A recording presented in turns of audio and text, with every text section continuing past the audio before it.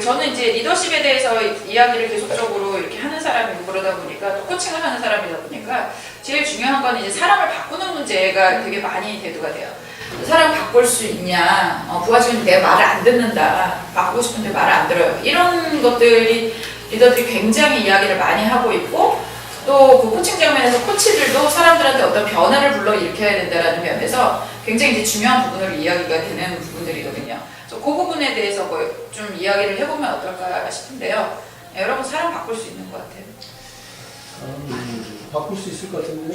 네. 못 바꿀 것 같아요. 그쵸? 그 이제 바꿀 수 있는 부분도 있고 사실은 못 바꾸는 부분도 있는데 이런 것들에 대한 연구를 이렇게 쭉 봐보면 그러니까 제가 본 연구에 의하면 그런 거죠. 그러니까 본질적으로 바꾸는 건 어려운데 성숙시키고 성장시킬 수 있는 거는 가능하다는 거죠. 그래서 그 사람들이 어떤 질적으로 그러니까 제가 늘 하는 얘기가 그러거든요. 싸이를 반기문 전 사무총장처럼 만들 수 있겠냐? 그건 아니거든요.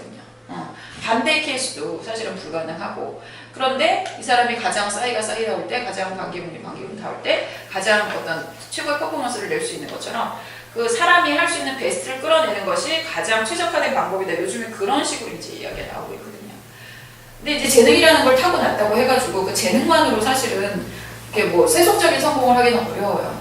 그러니까 개인적인 성공을 좀 하는 케이스들이 있죠. 근데 그것도 살아생전에 그렇게 큰 영광 보지 못한 예를 들면 이제 방고그를 하든가 이제 그런 사람들 같은 경우는 굉장히 큰 재능을 가졌지만 살아있을 때 그것이 세속적으로 어떤 성공을 거두지 못한 그런 케이스에 이제 하는 예로 이제 말씀드릴 수 있는데 근데 이제 이 사람들이 어떤 사회적인 성공을 하게 되려면 재능 플러스 무언가가 더 필요하게 된다는 거죠. 내가 이걸 가지고 있는 재능을 사람들한테 알린다거나 어떤 팀으로 작업을 한다거나 이런 것들을 하게 되면 그 재능 이외의 다른 어떤 그 소셜 기술들이라든가 이런 것들도 필요한데 그런 것들이 이제 같이 성장하면서 성장하고 성숙하는 거는 가능하다라는 거죠.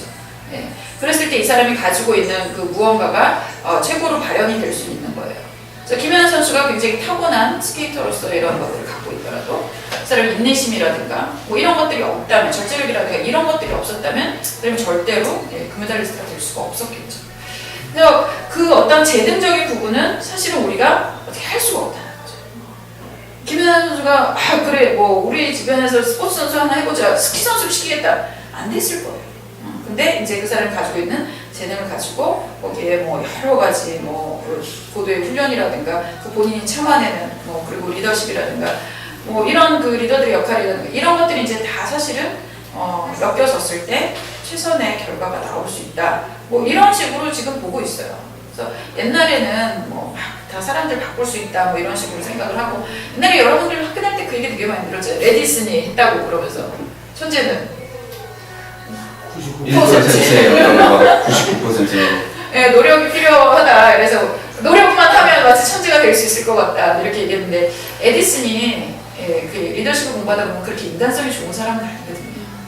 그 얘기가 이상하다 싶어서 제가 알아봤더니 99% 노력이 포인트가 아니라 1% 영감이 이제 결국 포인트가 된다는 거죠. 그래서 1% 영감이 타고나는 거고 이제 99% 노력을 할 수 있게끔 하는 것도 이제 된다고 얘기를 하는데 최근에 어디서 이제 기사 나온 걸 보니까 미시간 대학에서 연구를 했다고 하는 거 보니까 99%의 노력도 아니라는 거죠. 결국에 노력이 차지하는 비중도 운동선수는 11%, 공부는 4%, 노력이 차지하는 비중 결국 99%도 아니라는 거예요. 굉장히 작다는 거예요. 대부분은 타고나는 거고 이제 그런 식으로 설명이 되는 경우들이 되게 많이 있어요.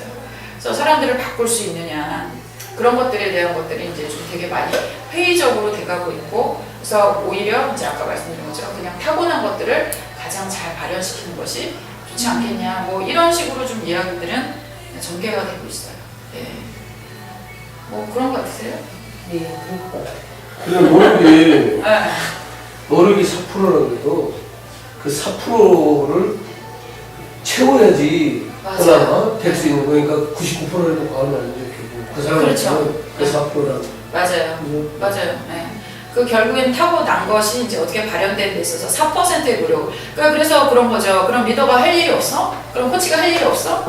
그 4%를 만드는 게 어떻게 보면은 우리가 할 수 있는 그런 부분이죠. 이상한 사람은 그 4%를 채워야지 모르죠. 그렇죠. 할 수 있다. 맞아요. 아주대 메타인지 강의하시는 김경일 교수님 그런 말씀하시더라고요. IQ라는 게 이제 인지 능력인데 대부분 보면 중고등학교 때까지 검사하고 그 이후로는 검사 안 한다는 거예요. 근데 우리 건강검진은 매년 하잖아요. 그쵸. 뭐 어떤 차이가 있겠느냐. 건강검진은 매년 달라진다는 거예요. 사람의 건강 상태가 좋았다 나빴다. 근데 IQ는 중고등학교 시절을 지나면 그 이후로는 안 바뀐다는 거예요. 바뀌면 검사를 할 텐데 해봤자 이게 뭐 30대, 40대, 50대, 60대 간다고 달라지는, 좋아지는 것도 아니고 나빠지는 것도 아니고 나빠져요. 어쩌면 그 질문을 했어요. 제가 교수님 저는 기억력 저도 나빠지는데 이게 IQ가 떨어지는 거 아니에요? 그랬더니 간섭이 많이 생기는 거지 그게 나빠지는 건 아닙니다. 그분 그렇게 말씀하시더라고요. 그러면서 초등학교 선생님이 첫 부임했을 때는 김영희라는 이름이 제자가 한 명이니까 선생님 저 영희예요 그러면 그래 너구나 하는데 나중에 정신터지가 실제 되셔가지고 선생님이 영희예요 그러면 가만히 있어봐.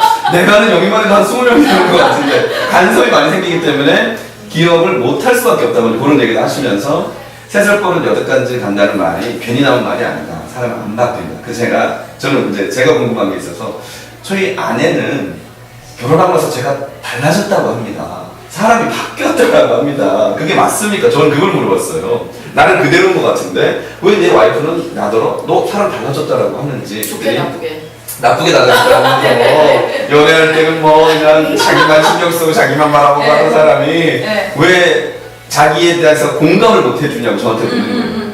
그러니까 사실 저 연애할 때만 해도 여자 같다는 얘기 되게 그러니까 여성스럽다는 뜻이 아니라 너무 잘 맞으니까 섬세하게 여자친구 같다는 얘기, 여자친구 같다는 얘기 많이 들었거든요. 막 같이 들어보면서 막 울고 웃고 막 맞장구 치고 하니까.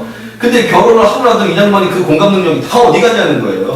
그래서 그건 제가 교수님한테 여쭤봤죠. 그랬더니 그 김결 교수님 하신 말씀이 마찬가지로 결혼을 하고 나서 그 전에는 연애 때는 너만 바라봐 이거였다면 지금은 너의 뒤에 장인 장모님도 계시고 처남도 있고 내 부모님 계시고 내 뭐 동생 있고 또 애 있고 워낙 많은 이 신경 써야 될 것들 간섭이 많아지니까 상대적으로 아내에게 가는 공감과 이 관심이 떨어질 수밖에 없다. 그 얘기를 저한테 하시더라고요. 그쵸? 제가 달라진 건 아니죠? 그랬더니 아니 근데 아내분 입장에서 느끼기는 뭐 서운할 수 있죠. 또 그렇게 말씀하시더라고요. 대부분 어른들이 호르몬도 있어요.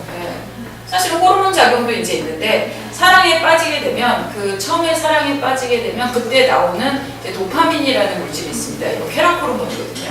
그래서 이게 사람들을 확 잡아 끄는 거죠. 그리고 어떤 이제 패션, 열정을 확 만들게 되는 이제 그런 것들이 있는데 그런 것들이 6개월에서 길게 뭐 발전 3년 이상은 안 나온다는 거예요. 그래서 이제 어떤 정신과 전문의가 쓴 책에 보면은 그런 얘기가 있어요. 사랑이 좋고 그렇긴 하지만 평생을 그렇게 호르몬이 나오는 상태로 살고 싶냐는 거예요. 그러니까 계속 막 저 여자 만나고 싶고 뭐 막 만지고 싶고 그렇게 하면은 일상을 살 수가 없다라는 거죠. 그래서 사실은 어떻게 보면 3년 정도 그렇게 하면 3년은 뭐냐면은 애를 낳고 키우는 데까지 그 정도까지는 이 호르몬이 우리를 사랑에 빠져서 그 여자에게 센터가 되게끔 해주는 거고 그 이후에는 일상을 살 수 있게끔 호르몬이 사실은 빠져주는 거죠. 그래서 어떤 뭐 간섭이 일어나는 부분인지 인지적으로 그리고 또 호르몬의 작용도 사실은 굉장히 커요. 그러니까 우리가 살면서 우리는 되게 의지가 되게 중요하다고 생각하는데 의지보다 호르몬이 사실은 훨씬 더 중요한 부분을 차지하고 있다라고 이야기를 하는 게 점점 많이 이렇게 밝혀지고 있어요. 내 의지와 상관이 없다는 말씀이네요. 그렇죠. 그러니까 왜 여성들이 훨씬 더 정신병에 이제 취약하거든요. 훨씬 더 이제 우울증이 많이 걸리는데 그거에 하나로 이야기를 하는 게 여성들 같은 경우는 호르몬이 한 달에 한 번씩 이렇게 계속적으로 체인지가 되잖아요. 그러니까 이게 계속적으로 나오면 어떻게 돼요? 수도꼭지도 자꾸 이렇게 틀었다 잠갔다 하면은 거기서 누수가 될 수밖에 없거든요. 그러다 보면 호르몬에서 약간의 어떤 그런 것들이 균형이 잘 안 맞게 되면은 더 많은 이제 그런 어떤 정서적인 작용이 일어나게 된다. 뭐 이런 식으로 설명을 하는 경우도 있어요. 그래서 뭐 산후 우울증이라든가 뭐 등등등 이런 것들이 사회적인 것들이 있고 뭐 나의 뭐 시선 나한테 이제 왔었던 시선들이 뭐 아이한테 가 뭐 이런 식으로도 설명을 하는 부분도 이제 분명히 있지만 호르몬의 그런 영향도 사실은 무시할 수 없을 정도라는 거죠. 그거 있잖아요.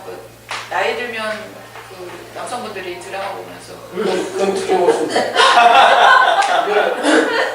나이가 들면은 연속 보고 슬픈 게 나오잖아.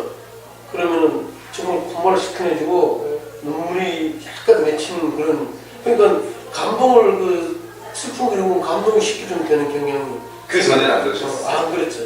그러니까 남성이 나이가 들면은 여성 호르몬 분비가 더 왕성해지는데 여성화가 되고, 여성은 나이가 들면서 남성 호르몬 분비가 되면서 또 이렇게, 그래서 여자가 나이 들면 더 활동적이 돼.